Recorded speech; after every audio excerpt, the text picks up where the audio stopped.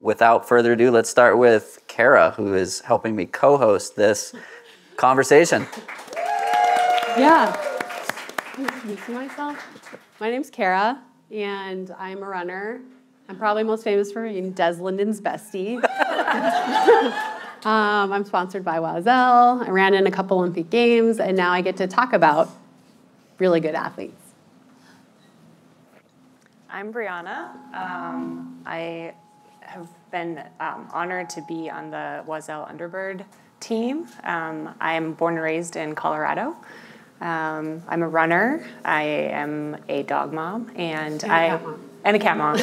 Cat mom first. Yeah, and then I'm a part of a social impact startup right now as well. So I think I'm a marathoner. This will be my third Olympic trials in the marathon.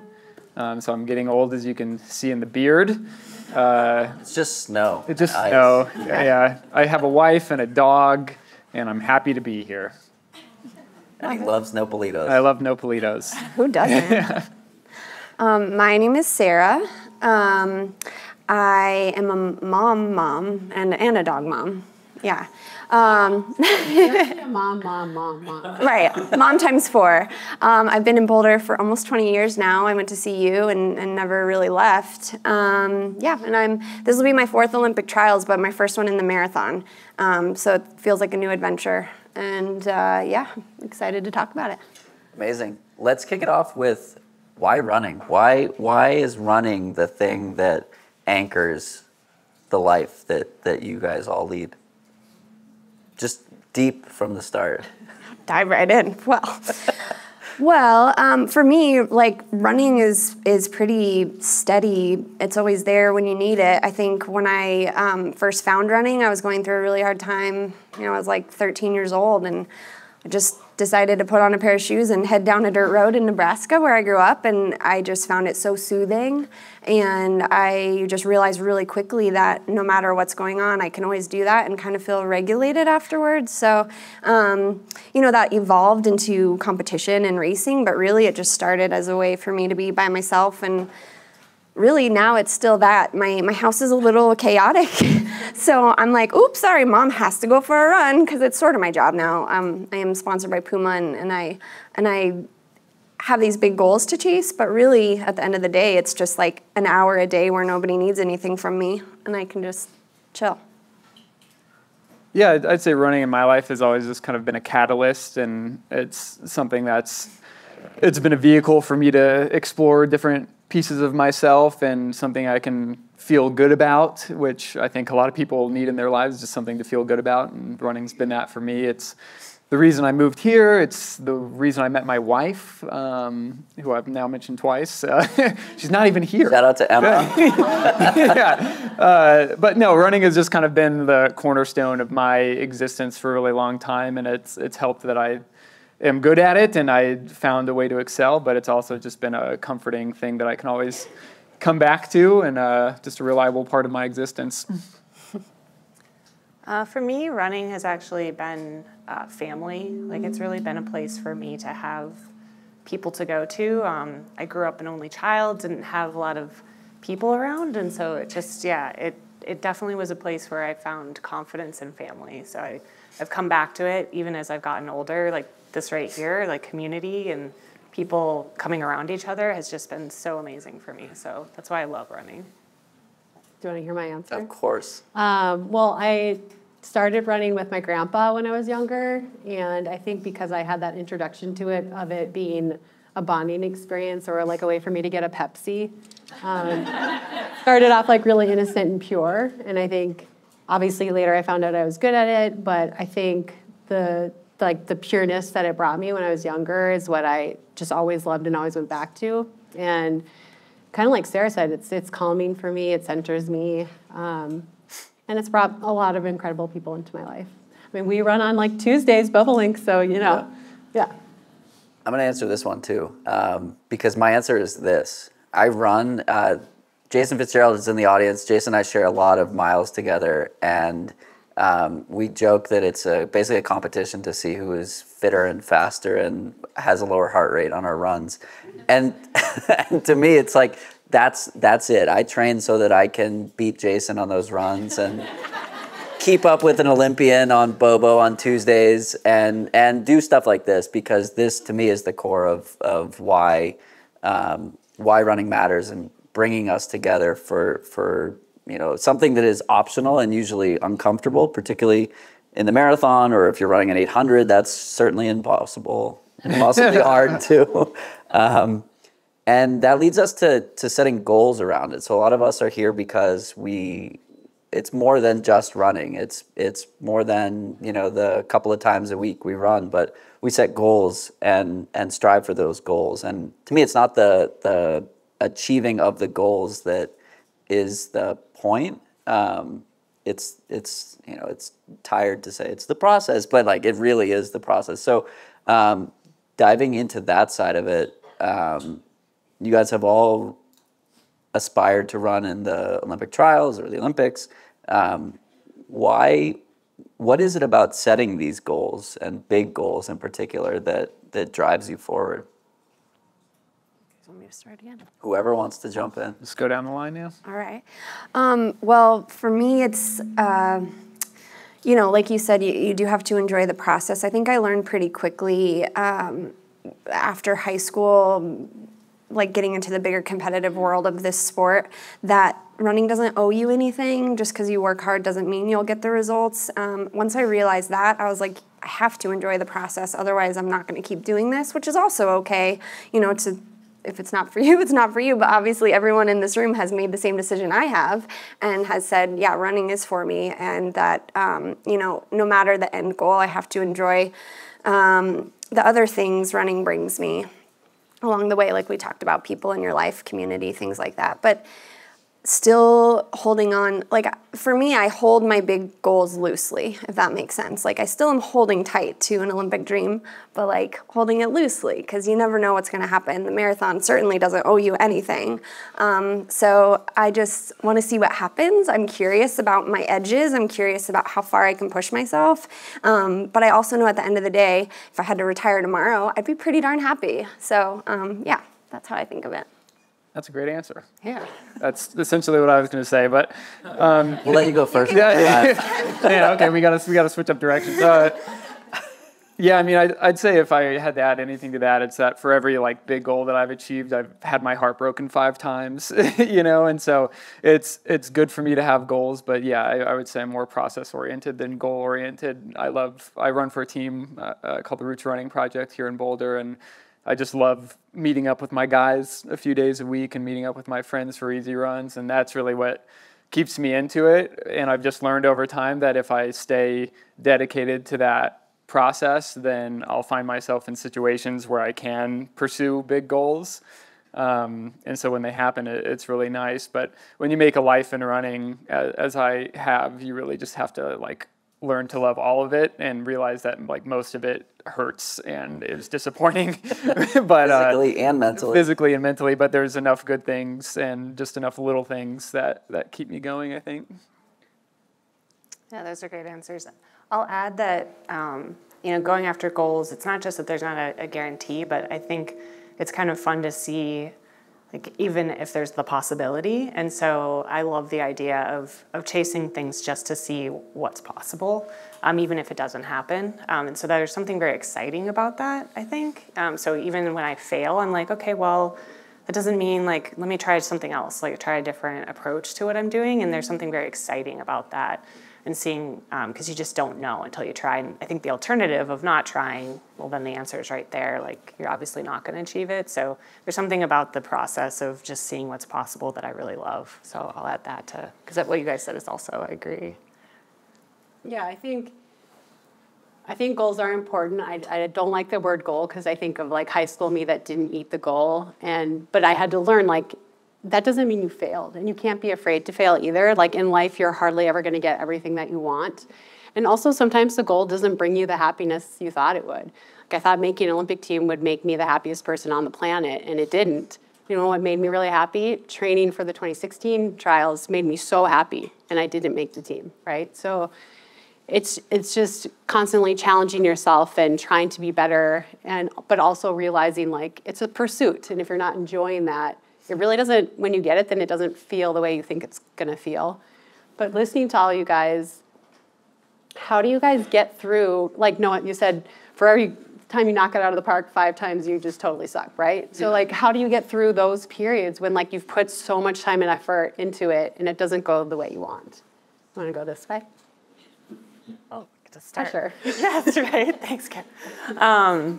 Honestly, like, for me, I've had friends tell me, like, you're crazy, like, because I've dealt with injuries a lot. So I've gone after goals and I just miss, and then I keep trying again.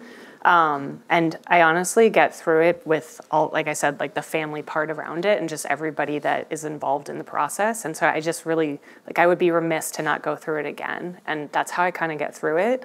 And even most recently, I had a really, I'd hit the marathon time, but 3 weeks too early. And so I needed to hit it again and I kept getting injured, but I had this gift of being able to work with Oiselle. And that was a perfect example of why, like, I'm kind of glad it happened, because I don't know if I would have had the opportunity to work with Oiselle had I not gone through the experience that I went through. So I think that's part for me anyway, is that I get back up because I still want to see what kind of experiences and things that I can kind of, I don't know, gain from the whole thing, even though it really does suck. And sometimes I'm like, it's better to just not try because then I won't get hurt or whatever it might be. Then you're not really living, right? Right. Yeah. So I think there's only one key to success in distance running. Does anybody know what that is? A little audience participation. Any guesses? Show up. Anybody else? Come on. No, is it consistency? Yes. Yes, it is. But I would use the word persistence in my own case. And so the fact that I've failed like so many times, but I've been running professionally for almost a decade at this point, and there have been plenty of opportunities for me to stop, and I look back on it, and a lot of those stopping points come before like what ended up being breakthroughs in my life. And I went to a D3 school. I never ran state in high school. There were so many reasons for me just to like not continue to do this. But I've just made that decision over the course of years to go out and run every day or most days. And it's resulted in me achieving some goals that weren't even goals because they were just so big. But yeah, in that running is cyclical. You're going to fail a bunch. But I think at the end of all of our careers, we'll remember like 5 races, out of however many we did. And you just kind of have to make sure that the overall experience was worth it. And, 5 good memories is 5 good memories. So 5 you wouldn't have had. Yeah, 5 you wouldn't have had. I mean, heartbreak's a part of life, right? So running reflects life. And my approach to those fall flat on my face races, which I've had plenty of, literally and figuratively, I used to do the steeplechase. Into water. I think that like my approach is just to be like Dory and just keep swimming. Forget about it. Short-term memory. I don't like to think about those. Yeah, just keep moving forward. Yeah. I think somebody on this panel has a co-host that says, keep showing up. Somebody does that. I'll save this for being. Yeah. It's actually the Des Linden show. Yeah. No. Kara, you said something to me on a run a couple of weeks ago that you alluded to here just now, which was the happiest running you ever had was training for the 2016 trials. You didn't make that team. What was it that was enabling you to be the happiest runner version of yourself? I think I was a full human. My husband was a big part of the process in that block. I had a child that was only one, just so we're clear. I'm not Sara Vaughning it here. Just one, but old enough to like know his mom was working for something. I mean, when I didn't make it, he was the first one to tell me it's okay. Like, that's the first time I cried. He was like, it's okay, Mom. I was back with people who I loved dearly, back with people who believed in me. I didn't have to prove anything to the people I was working with, my coaching staff and everyone around me. And I don't know, I really loved it. It was just so magical. And it felt like, I'm sorry, this is so weird. This is supposed to be about me. Make Kara cry. Yeah. God. It was just an awesome time. Everything was for the right reasons. Everyone believed. Everyone was happy. And And I was, it wasn't to check a box. It wasn't to fill a sponsorship. It wasn't because I had to. It was because I wanted to. And I loved it so much. And I didn't get the magical ending that we were all hoping for, but I would do it again with the same result because it was just awesome. How do you guys carry a goal like that? Like, how do you ensure that you are, with every stride, aiming for the best version of yourself, both in running and life? You start, Noah.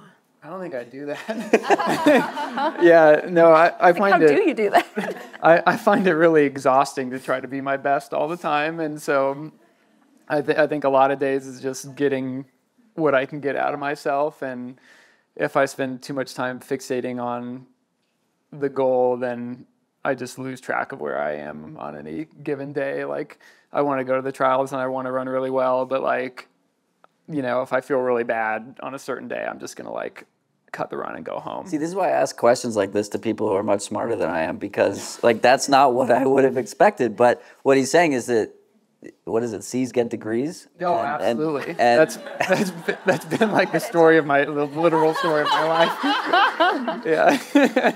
But seriously, like, I forget who said it, but constantly being good is way better than occasionally being great. Yeah, I just want to be good enough. Like, and for me, like, good enough doesn't mean great, and so that's kind of most of my days now. And I find when I'm doing that and giving myself some grace, I'm just a lot happier. And when I'm happier, I'm running a lot better. In running, you have to be really malleable. You have to be willing to change and adapt. And I think if you're really fixated on a big goal, you have to have goals. But if you're super fixated on it, you don't give yourself the leeway to take care of yourself. At least that's been my experience. I did a podcast with a friend named Tansy. It was like episode 152, I want to say. That's remarkable. Yeah. It was the first time that I had someone else doing the audio production, so I remember that one vividly. But anyway, Tansy talked about, as Sarah was saying, keeping a goal and not squeezing it, but imagine it's an egg in your hand. And if you squeeze it too hard, the egg cracks. But if you keep it and hold it close, but not too close and not too tight, it doesn't squeeze. It doesn't break. Yeah. I think recently, I'll say the last 4 years, having a high schooler who's a runner, I've sort of relearned that it's all about getting back to basics. Like, I can drive myself crazy. I don't know, 4 weeks ago, somebody who I really respect in the running world was like, do you have heat lamps around your treadmill? And I was like, oh my God, no.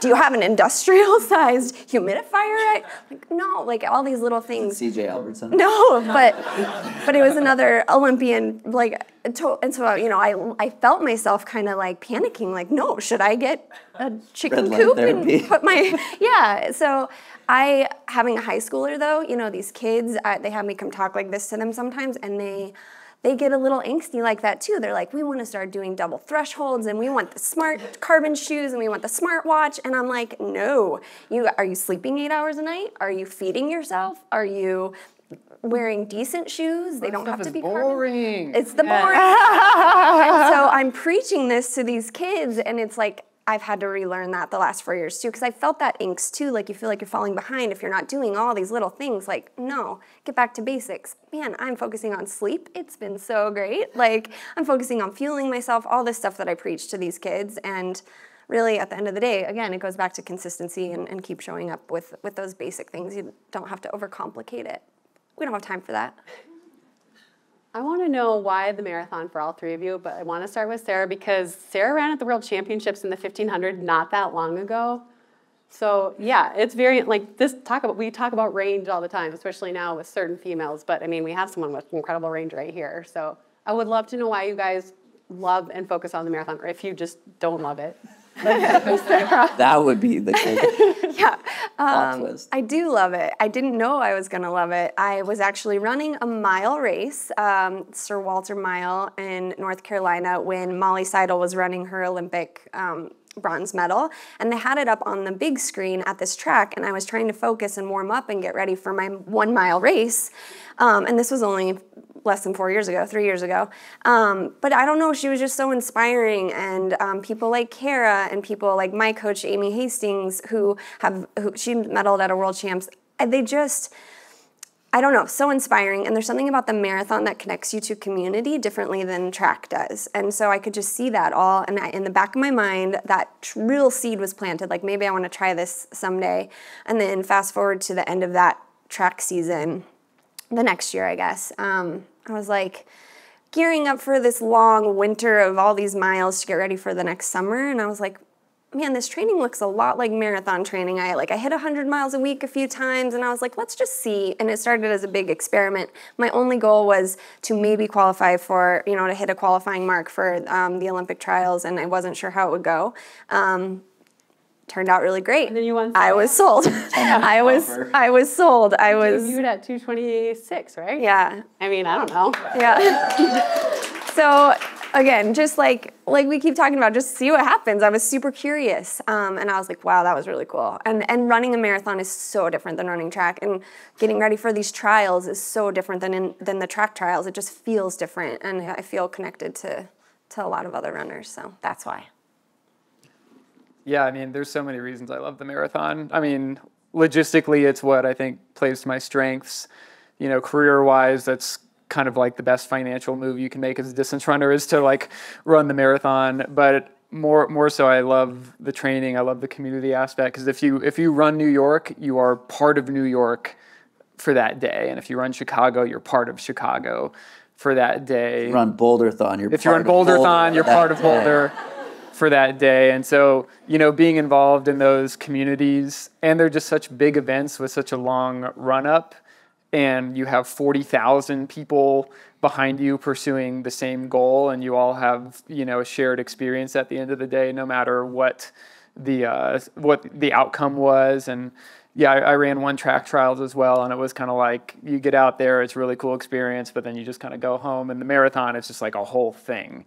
And so I kind of love the pageantry of it, and just the, growing up idolizing these pro athletes who were just making their name on huge stages on NBC, really, really inspired me. Athletes like you. So that's why I do the marathon. Well, I'm not fast. I'm definitely not. You're fast. You're fast. No, but I'm not a speed athlete. You're fast. I remember I ran with Kara in college, and see you. And I remember a workout where our coach Mark was like, Briana, if you're gonna win, you need to get ahead before it gets to the sprint, because you're just not that fast. And I'm like, I know. So yeah, I'm not fast, but I also really love things that are long and grinding. So I've done Ironmans, and the marathon, there's just something kind of magical about how can you run 26.2 miles as hard as you can. And the same thing with the Ironman is how can I cover all that distance, but go as fast as I can. But not too far, too fast. Right, because a 5K, it's not much time, right? And there's, not that it's not a hard race, but there's just something very magical to me about that, trying to see how you can get the most out of yourself for something that's actually quite long. So both of that, and then always was inspired by Kara, honestly, with everything that she did with the marathon. All right, that's enough praise for Kara. But yeah, It's getting uncomfortable. but when you run with somebody and you see them evolve, it's just kind of cool, because you're like, oh my gosh, it's just kind of neat to see somebody run a distance that fast. I'm always in awe, and as the athletes continue to get faster, I'm like, how do they? It's amazing. So Well, Noah's going to be a trail runner, right? Noah is a trail runner, so he's going to go super long. Right? I do run Cottonwood Trail. Many days. 2 mile trail. I see Noah twice a day out there. I used to live in North Boulder, and literally every time I would run, I'd see him. I know. 6 times. I always see you on Cottonwood. I spend a lot of time out there. Wait, if that means trail running, then I'm a trail runner, because I'll do Cottonwood. It's my happy place. We can talk about it more later. Kara, same question to you.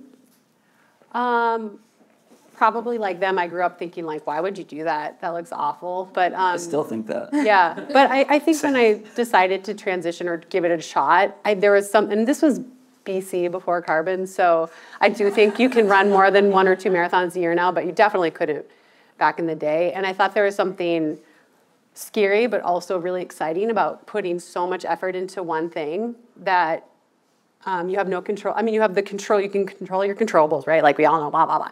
But like things can happen and it could go wrong. And there's something about that was terrifying, but also really exciting. Like to put so much effort into something where there are no guarantees. Because obviously I came from the track. You have a bad 5K, you can literally race it the next weekend and try to correct it. And you can't do that with the marathon. I don't know why, that was really intriguing to me and made it really special. And it also made me really admire the people that were doing it because they were putting so much into it without a second chance a week later. I don't know, that was really appealing to me. Awesome. My girlfriend Kate, who is in the audience today, has a sticker on her water bottle that says "No one cares" from Laura Green. Many of you may be familiar with Laura and her antics on Instagram. I want to direct this question to Briana. You were lining up, or you were planning to line up for CIM this fall with the intention of running the OTQ to make it to Orlando, and you decided not to race. In that process, you learned quite a lot, I'm sure. With the anchor being no one cares, but people really care, what did you learn? I mean, so much, but I definitely, like, I personally deal with a lot of anxiety over, like, what people will think about me. I'm sure a lot of us can relate. And when you've been given, I was given what I felt was a gift to be able to run on the Wazelle Underbird program. I'd been given this gift that I saw that it was possible for me to OTQ because I'd run the time just a little too soon. And so there's this, like, for me, like a sense of like, don't take advantage of this opportunity. And then I couldn't run. I literally physically could not. And the fear of what would happen, which is silly, but really like what's going to happen if I don't do this, and that people were going to be mean, when really it was quite the opposite. People do care, and they care about not the result or the time. They cared about me, and that was just incredibly. It was such a gift, and so as much as I want to be at the trials, I will take the gift that I got. At the moment, I did not like that gift, but I will take the gift now because I realized that like it really was not about that at all. Wazelle did not sponsor me for the trials, actually. They sponsored me because of me, and I really, really learned that. And so people do actually care, but not in the way you think. They don't care about your time. I mean, it's cool to see fast times, but they care about you and what you're doing. And it sounds cheesy, but it truly is so true. I got messages from people that I didn't even know. They're like, you inspire me. Like, thank you so much for all you do. And I'm like, I don't even know who you are, but thank you. Like, that's really cool. And so I learned a lot about the caring aspect just by making decisions that were good for me, but also being surrounded by good people. So I want to see if I can prove a point. Can anyone raise your hand, name the PRs of every person on this panel? Guys.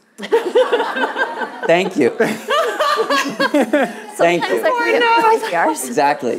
What am I doing with my life?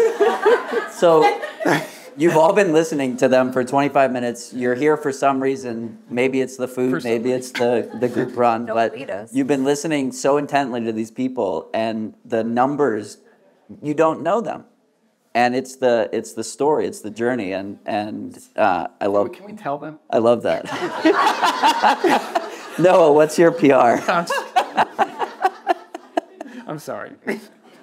I think as an elite athlete, that's a lesson you kind of have to learn because our contracts and the sport at the elite level is set up around performances, placements, times. And I think that's one thing in the marathon, you're able to learn that lesson, I think, easier than on the track because, like you were saying, Noah, you're running the New York City Marathon, and there's, I don't know how many people, I'm going to say it wrong, but maybe like 50,000 people-ish also running in the exact same course that you are. They're pumped you're there, right? They have their own goal at hand. They're doing whatever, but it really connects everybody, and I think it's a little bit easier to get to that place in the marathon. But as an elite athlete, I think that's a learning curve for everyone to realize, like, oh, my value isn't if I break 2:08 or 2:37 or 220, that's actually not where my value is. It's like in the trying, in the sharing, in the being a part of something bigger than myself. Unless it's breaking 2 hours. Yeah. I mean, I would say that I'd have that tattooed on me if I did that. Can I tell a story? Yeah, that I think please. So in 2016, I qualified for the track and field trials in the 10K in Eugene, Oregon. And that was kind of like my, coming out party to like the stage of professional running. And I was so happy to be there. I qualified like on the last day. It was just like, my mind was blown, and I get out there and I have the worst race that I've ever had in my life. I was lapped twice in the race. I finished dead last.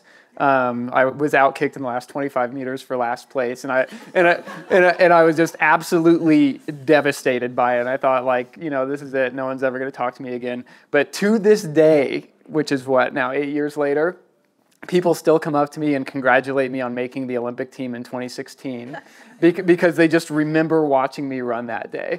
And so I really learned this lesson. It was this like, nobody cares, nobody remembers the outcome of that race, which was objectively a terrible, terrible performance. But in the mind of this person, like, I am an Olympian. And so I like, when it first started happening, I had like... And that person is Emma. Yeah, I was having like an existential crisis of like, why do I even race? Because, but I just think that kind of applies here. Okay. I love that. We've got a couple of microphones to the sides. Does anyone have a question for the panel? For anyone in particular, or a question? Yes, please. He's going to ask us our PBs. There you go. I was like, please. PBs or PRs? PBs. Hello, testing? Okay, you can hear me. Yeah. You mentioned before having a great race. What, in your mind, constitutes a great race and sets it apart from just sort of a normal race? And, like, what is the feeling? What do you look for? Yeah, I think you touched on it. It's a feeling for me. It's usually not necessarily achieving a goal on the clock, although that's nice also. To me, it's like those moments, we've all experienced it, where you're like in flow and you just feel good and you feel like your well is infinitely deep and you can keep pushing and pushing. And the tricky part about the great races is they're wonderful and you have to remember that feeling, but it always leaves you thinking, that felt really good. Maybe I could go a little faster. So I think for me, those great races like keep me coming back for more, but I also just remember like how good that felt and carry that through. So for me, the great races have been the ones where I really feel like I won the mental battle, because I've been in every race I've ever done, I've like wanted to quit at some point, I think. But in my best races, I've gotten to that point and just said not today enough times that I eventually got to the finish and hit the time that I thought I was physically capable of. And so those days when I get myself into that psychological space where I can capitalize on the just physical fitness that I spent so long building, those have been the special days. Yeah, I mean, I'd echo the same. The great races for me too, also, they actually go by super fast. I don't know if any of you, you don't remember what happened because it was just so wonderful. And then I'm like, I should have been paying attention more. But those great races, everything just kind of, clicks and flies, and you're just like, wow, that was really fun. So bad once you remember every step. Yes, literally. For me, a great race was just knowing I got everything out of myself. Remove the context of anyone else's performance in that race, but knowing that I did everything that I could control perfectly. I did it, and whatever the result was, it was. But I do want to just echo what Noah said about he thinks about dropping out. My husband, when I first started running well, was like, every race you're gonna doubt and just want to stop, and just that happens. And he's like, the fitter you get, it doesn't matter. You're just running faster, and you still think about why am I doing this? I'm gonna quit. So. And he would just be be prepared, know that that's going to come. And so I love that Noah brought that up, because I do think the mental part of it, acknowledging you're running hard, you're physically working hard, your brain starts to go, why are you doing this? And if you're not ready for that, that's what can kind of throw off what could be a great day. But it's super, super normal. So don't fear that feeling. Know what's going to come, and just be ready for how you're going to counteract it. That's my tip. Pro tip. There you go. Do we have other questions from the audience? Yes. That's all. So for us kind of more normal people, we have these big build-ups to these big races, New York just happened and West Coast running Boston. And then you do it, you ride in this big high, you're telling everybody that you know about your experience. And I don't know if this happens for you guys, but then like a day or two later, like it's like the world ended. Yeah. You go in this thing, and I was looking for tips on how you handle that funk. The post-marathon blues Yeah. is what you refer to. Yep. I don't know. I think you just have to ride it out.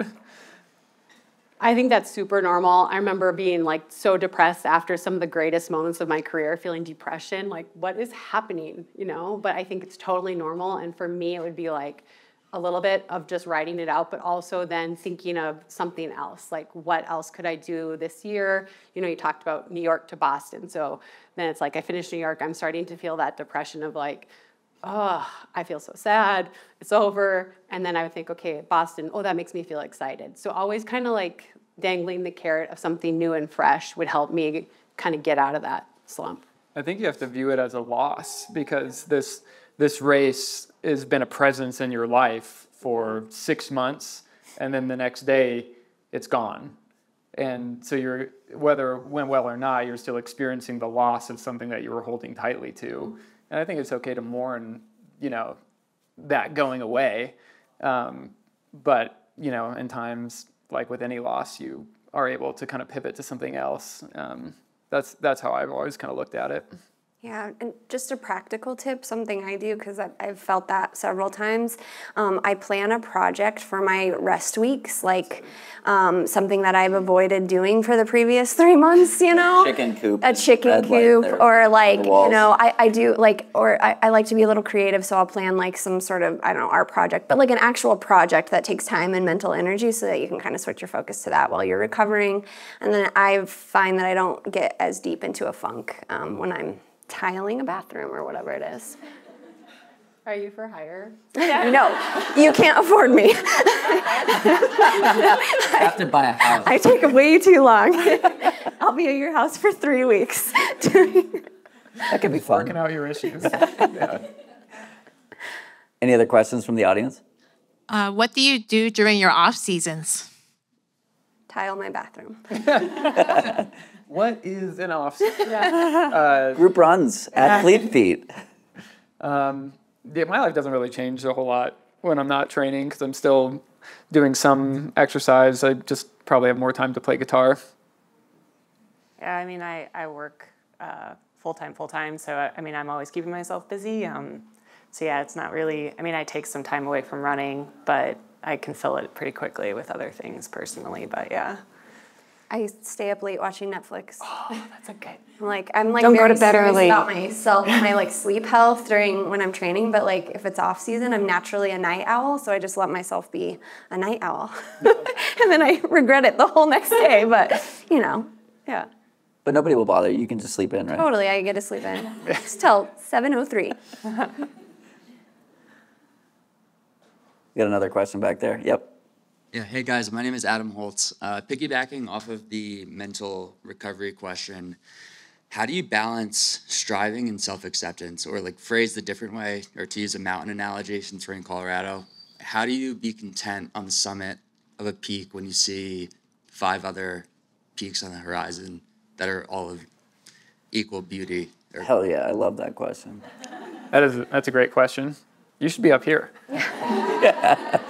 Adam, let's switch seats, actually. Yeah. I'll just answer because I'm already talking, I guess. Story of your life. Yeah. So I guess I'll use the last marathon I ran as kind of an example. I ran California International Marathon 6 weeks ago, something like that. And I was coming off an Achilles surgery that I had earlier in the year. And so I had set kind of my pie in the sky goal of qualifying for the trials again because I hadn't run a time in the window. And so I ran 2:16. I accomplished the goal of the trials and it was amazing. But I was also, 2:16 is 9 minutes slower than my personal best. And so I was really happy to have achieved that goal. But then there was that other part of me that was just like, man, you're so far away from where you want to be. But I had to really just focus on, I had to force myself just to be happy that I accomplished this thing that I previously didn't know was possible. And I'm just going to worry about getting faster later. And so I just had to adopt a really narrow focus, I think. That's kind of how I face that. I'm done talking now. I mean, for me, like, just be where your feet are. And if you're in the valley, sometimes that's beautiful too. My life, like, I find, again, to echo what we've been saying, like, my kids do not care what I ran. They literally don't care. I mean, I've had the best days of my life, and they're like, what's for dinner? You know, like, they don't care. And so, I don't know, just diving back into life, and hills and valleys are part of life. I don't know. Trail running right now. Trail running, it's always there. But yeah, I just think, like, finding the beauty, and you can learn lessons, you can like make it really complicated, but for me, I'm like, this is a tough day. It's okay to have a tough day. And you'll get back to that next peak when you get there. I also think comparison is the thief of joy. So if you've reached a summit, there may be a million other summits, but you reached a summit that you were trying to reach.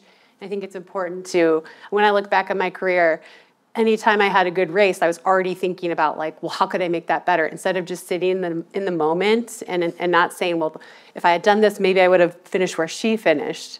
It just, like, stole so much joy in the moment that should have been met. And it's okay to, you know, it's your own journey. If you reached a summit, you should sit in that for a minute. Be like, I did this. I worked hard. I accomplished this. Sure, there's all these other people doing things, but I accomplished something that I wanted to accomplish, and that's important. Yeah, to piggyback off of that, we actually have been really intentional about celebrating, like, the good days. Like, if we have a good day, we'll have a little party. Like, I had a little party after Chicago. We did a champagne toast. We really took time to celebrate, because, like Kara said, and like I mentioned before, when you have a good race, you're always thinking about the next thing, but take pause, take a minute, enjoy the view of those summits, and not worry about what other people are doing. It's hard to do. It is hard. And it was a hard lesson for me. I mean, I learned that pretty late into my career, to enjoy, like, really enjoy those days, because you don't necessarily know when the next one's coming. Pretty late in your career, aren't you? Just getting started? Pretty late into my career, yes. We'll talk about it later.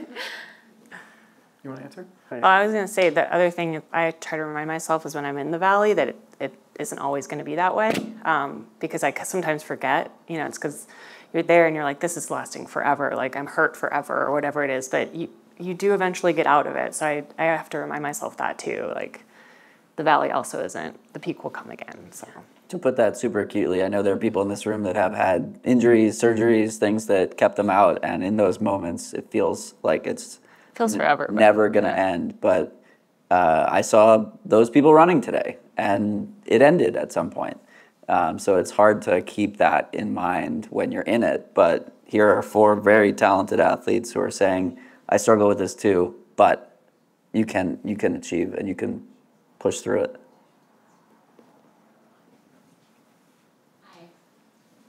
Hi. First, I just want to say thank you to Kara, because your book is so unbelievable. And thank you for being so brave to put that into the world. It's necessary. Your voice is really important for a lot of people. What I'd like to know is, how do you start? You know, you guys are approaching these amazing moments, and you've had them before, obviously, at Olympic trials. I'd love to know what goes through your head as you're standing at that start line. Everyone's looking at you. You know, where are you mentally? How do you start? You can refer to our episodes of For the Long Run, because I've asked that exact question. I'm just kidding. Did you not do your homework? Sorry. I also read Adam's book. Well, like, for me, when I run these major marathons, I love to take a moment and look back at all the people who are also about to run. It just feels really cool to, like, connect and have a common goal. Even though everybody has their own goals, we're all trying to get to the finish line as fast as we can. So for me, I just literally turn around on the start line and look back at everybody who's about to do the same thing. The trials might be a little different. I probably won't do that. Yeah. Don't give them anything. So I'll be looking at, yeah, exactly. So I'll be looking for advice about what to think on that start line. But yeah, that's what I do. I love that answer has remained consistent when I asked you in April about that. Yeah, no, it's still true. I always take a moment to pause at big races and just kind of, like, be grateful that I made it to this start line. because there's been plenty of start lines I haven't made it to, especially in marathon training. There's so many opportunities for things to go wrong or pick up an injury that keeps you out of the race. There's really like a marathon before the marathon. And so I think I always like, that's my first box is like, did I get there? And I take a moment to be grateful for that. And then when the gun goes off, I move my focus to the actual task at hand. But yeah, I really just try to give myself some grace in those moments and be happy for like just that little victory or big victory. Sounds like a gratefulness mindset like that you get into. Attitude of gratitude. Yeah, love that. Yeah. Yeah, you took mine because I've been injured so much that like when I get to the start line, I'm like, I did it. Like I'm here, I'm healthy. I get to, and then I'm super excited because I'm like, I'm healthy and I can see what I can do. So, same. Yeah. I'll just say honestly that at the beginning of my career, I would be like crippling nervousness. You know, like how did I get on the starting line? I grew up on Spam and nothing organic. Like how am I here? Not the email kind. Yeah, no, really Spam. And so I think I had to learn to control that. And part of the process for me was keeping this thing called a confidence journal and writing something every day, what I was doing leading to my goal, and then reviewing that the night before and reminding myself like, no, I deserve to be here. I belong here. And then on the actual starting line, it's really easy, again, to look around and see everybody so fit and like lose focus of all the work you've done. So really trying to stay centered. I'd love to say like gratitude, but mostly I was just like, this is about me. I have prepared to be here. I'm going to do what I'm ready to do. And whatever happens, happens. I'm just going to focus on what I can control. And usually my heartbeat would be like 180. But yeah. I had a specific question for Kara, just out of curiosity. You were saying that your favorite year, your most joyful year of training was 2016. And recently I came across a interview clip, and I'm assuming it's when you made a transition from that team we won't name in Oregon. But it seemed to be a post-race, and they asked the question about how you were able to put in such a performance, and your answer was because you had just shed, it was either 100 or 1,000 pounds of Was there some profanity? Yeah, effing baggage. And I was curious if that was in the year 2016. It was. So that was the same year. That was the end of the Olympic trials where I finished fourth, and obviously only 3 go. But I think being able, now we're getting in deep, but I had been keeping other people's secrets, and it was poisoning me. Yeah. It wasn't even I didn't even do it. And I was the one that was being poisoned, not these other people. And I think finally just telling the truth out loud, whatever the consequences were, which were great. It was losing sponsorship and friendships, whatever. But then surrounding myself with people who loved me and knew I was telling the truth and believed in me, it was so powerful. Yeah. And that interview is. I actually found it to be. Right?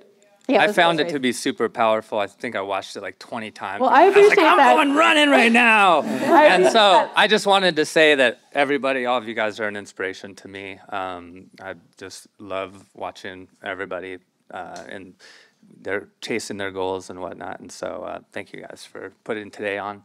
Thanks, Troy. Thanks for coming. Thanks for fueling a lot of my training also, I should say. Troy's a manager at Hapa, and so I eat a lot of sushi. That's good sushi. Yeah, it's great. We got to get Hapa sponsoring. It definitely dinner event. It fuels a lot of my training. Cool. We'll connect. Yeah. I think I want to close this by asking each of you one call to action for the runners in this room, the humans in this room.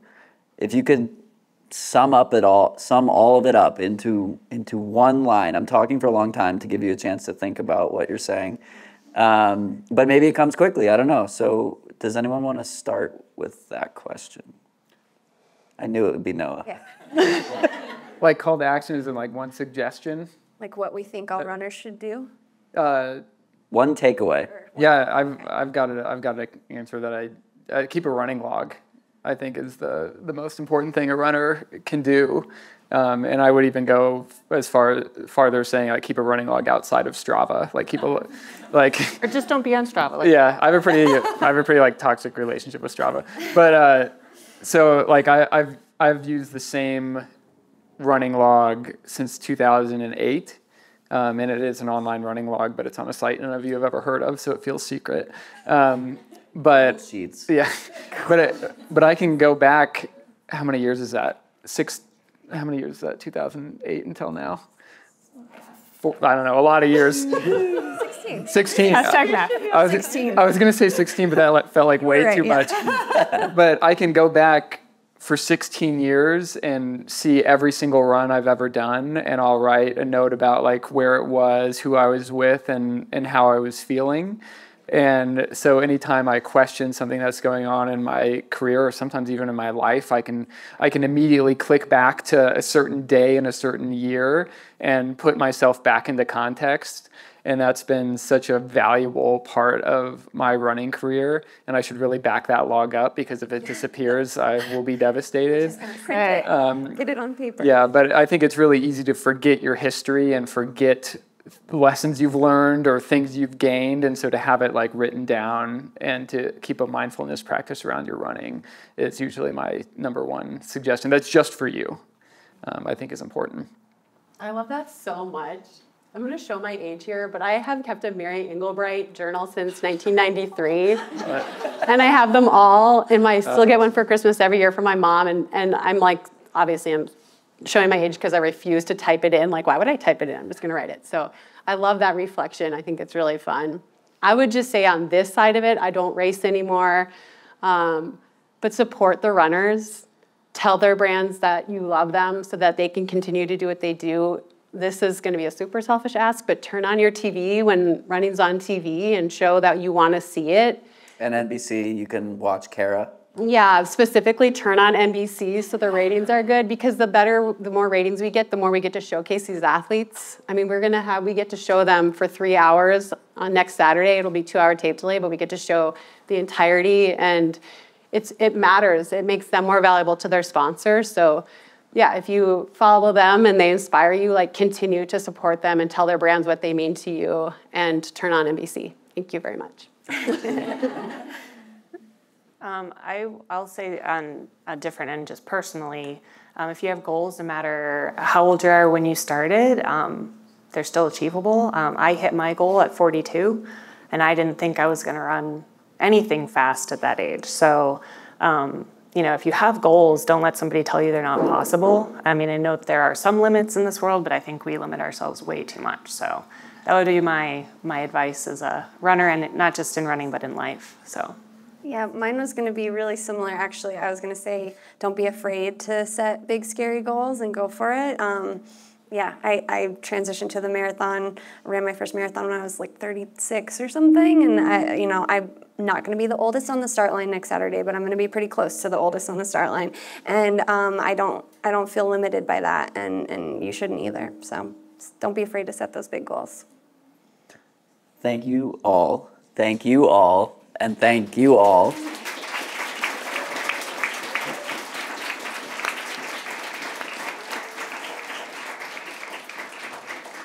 And that's that. Thank you so much. This has been a blast. Again, this will be recorded and released on For the Long Run podcast if you want to listen to all these gems over and over again, like I'm going to. Can you say how we can follow everyone? Yes. Her Instagram is SME Vaughn. I Built the Ark. Briana Boehmer. Kara Goucher. Easy enough. Yes.